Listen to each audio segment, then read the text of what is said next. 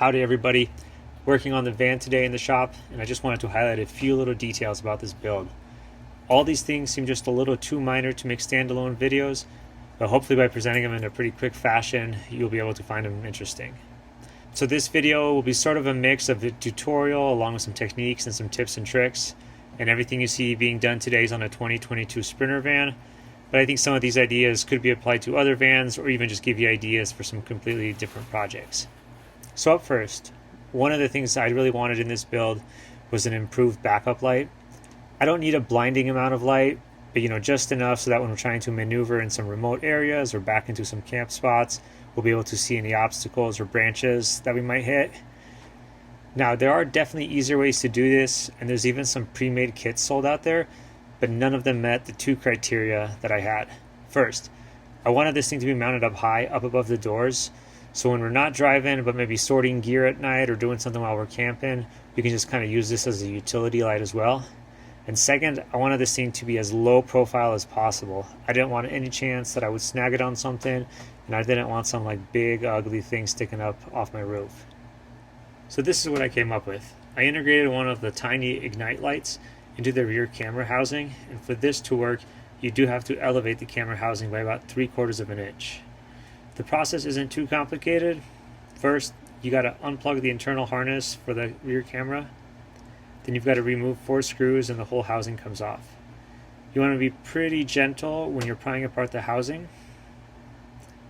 But once it's apart, you can kind of see how the light will line up. So first, I drilled a hole to attach the light.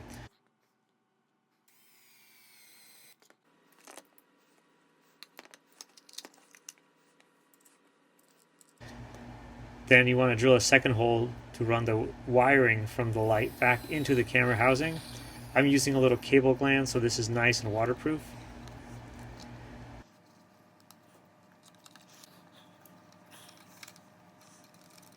Then you want to run the light wire back out of the housing using the same grommet that the backup camera light wiring is running through. Then you got to cut the gasket material to kind of make new feet for the housing. And then along with some plastic spacers or longer screws, you can just reinstall the camera housing. You do want to make sure that all these spacers are exactly the same height, otherwise your camera aim might be a bit off. Almost all these parts I bought on MacMaster, so down in the description I'll have part numbers and links if you're interested in trying to do the same thing. Alright, so next I'd just quickly like to talk about how I mounted my solar panels. There's going to be 3 200-watt panels on this van, which are fairly large. With panels of this size, I like to make sure they're bolted securely down to the cargo rails. But less than talking about these specific little mounting legs, I just wanted to talk about custom metal brackets.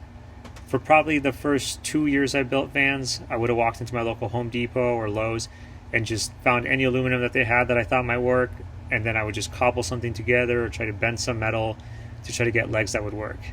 And they probably would have worked, but it would have definitely not come out this clean and this consistent. Nowadays, I just walk into my local metal shop.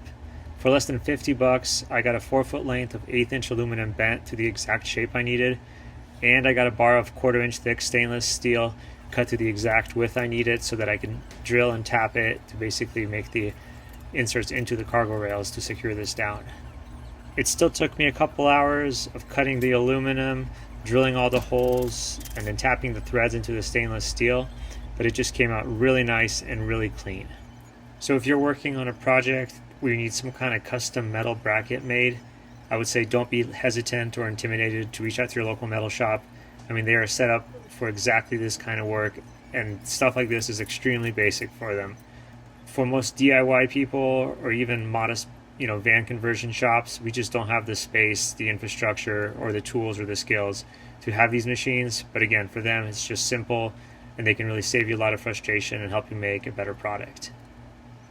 Next, I'd like to talk about a little space-saving idea, which is to store your leveling blocks outside your van. I've seen a couple other people do this, so this isn't my idea, but I just thought I'd quickly show you my iteration of it. So on a Sprinter van, both rear corners have these open cavities, and they're basically perfectly sized to fit a stack of leveling blocks. I'm using Lynx levelers because they have a nice hole right through the center that works perfectly for this. And all you really are looking to do here is to just drop either a really long bolt or a piece of threaded rod through the floor and then you can just slide the blocks up it and secure it. In my van, I decided to go with 8 blocks on each side. This way I don't decrease my ground clearance at all, and they're actually hidden so far up there that you can hardly see them unless you're down at ground level. I chose to do my version out of all stainless steel parts, but if you were to go with just regular steel and maybe like a plastic tightening knob, this would be quite a bit cheaper. At the end of the threaded rod, I tapered the threads just a little bit so the knob could seat and get started a little bit easier. And then one thing I did that I hadn't seen done before is I've got a little bit of a worry that traveling down interstates with a lot of vibration, this knob could come undone. So I ended up drilling a hole through the very tip of the threaded rod so that I can fit a little safety pin with a detent, and that way the knob can't come undone.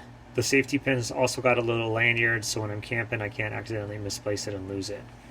Another thing I wanted in this van was to have an onboard air compressor. If you're going to be driving off-road or even on some washboardy gravel roads, I think airing your tires down is about the best thing you can do, in terms of traction and in terms of ride comfort. That said, I'm not going to be using this thing every day, so I didn't want to eat up any space inside my van to house any of the components related to this, so I decided to put all of them under the hood. So the first thing I did was weld up an aluminum bracket, and then I mounted an ARB single compressor to the back of it. I've got the power switch for the compressor mounted to the side of it, and then I found an electrical enclosure that was rated to about 200 degrees Fahrenheit, which I think is a safe temperature for mounting something in your engine bay. And inside that enclosure, I've got my airline as well as my tire chuck. I really like these Flexzilla products. I wouldn't call them heavy duty or industrial grade or anything, but I find that they actually are still, fairly pliable in really cold temperatures, and they just work as advertised. This ARB tire chuck has a couple nice features. First, it just clips onto the valve stem so that you don't have to sit there holding it, and then the display automatically wakes up when it senses pressure. And then I did a little test to air one of my front tires back up from 20 psi to the factory pressure, and it took just a little over 3 minutes. So that's about 15 minutes probably to air all my tires back up, which I think is a totally reasonable amount of time. Gives you a little more time to drink a soda before you hit the road. Alright, and on to the last item. I gotta give a little disclaimer before I show this, because it definitely is something I wouldn't do for a customer, but since I'm working on my own van, I feel pretty comfortable doing this. But if you're going to try to replicate this in your van, just kind of think about it by yourself and come to your own conclusions. If you're working on a Sprinter van, then you know that the passenger side seat pedestal has a nice empty space inside it. You may end up using this for either a heater or some electrical components, but in this build, I'm not putting anything in it. There is a side access panel from the passenger side door, but you can't really access it when you're camping. So to make this more usable, I decided to cut a hole out the back of it. This definitely weakens the seat pedestal, but to feel a little bit better about it, I welded up a pretty beefy aluminum bracket and then bolted it around the opening. Is it as strong as the original? My honest answer is I just hope I never find out, with or without this hole, how strong this is, because it would be a pretty nasty accident. I ended up covering the outside of the hole with some trim lock. If you're buying this stuff, it seems to be a lot easier to find the pebble texture, but if you can find the basket weave, I think it just looks a lot better and a lot more modern. Then in the bottom of this area, I put some foam and some carpeting to help things rattle less, and then it also protects a couple factory wires that are running through this area. And now we've got a nice little storage area for shoes or maybe our dog food and stuff like that. And that's all. I hope you found something in this video interesting. I've got part numbers and some links in the description. And I've got a few other things I'd like to cover in this van as it's coming together, but they're just not quite ready yet. So hopefully that video will come out in the future. And thanks for watching, everybody.